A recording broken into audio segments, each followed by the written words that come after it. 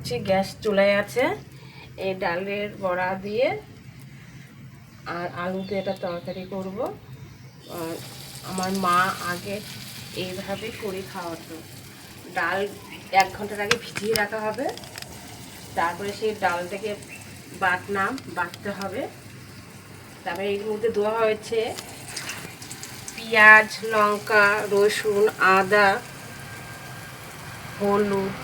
এবার এগুলো ভালো করে ভেজে, লাল লাল করে ভেজে তারপরে এই আলু দিয়ে তরকারি করতে হবে। খুব ভালো লাগে এই ডালের বড়া। এছাড়া গরম ভাত দিয়ে ডালের বড়া খেতে ভালো লাগে। আমার ঠাকমা, আমার মা এই পদ্ধতির কাছ থেকে শিখেছি আর কি। কারা কারা ডালের বড়া খেতে ভালোবাসো একটু কমেন্ট করো। আর ডালের বড়া দিয়ে তরকারি করলে তো আরও ভালো লাগে খেতে।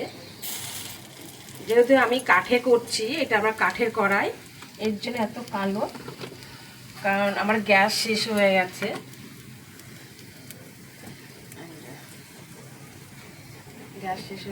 আমার কড়াইটা এত কালো, কারণ যে এই কড়াইয়ের মধ্যে বেশি তেলে ভাজা জিনিস করা হয়, সেই জন্য কড়াইটা এত কালো।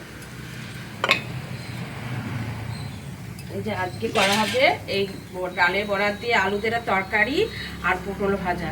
এটা হবে সকালের জন্য। দুপুরে মাংস আনা হবে, মাংস রান্না করা হবে। গ্যাস আসলে তাহলে মাংসটা করবো, কারণ কাঠ দিয়ে এতটা করা যাচ্ছে না। দেখো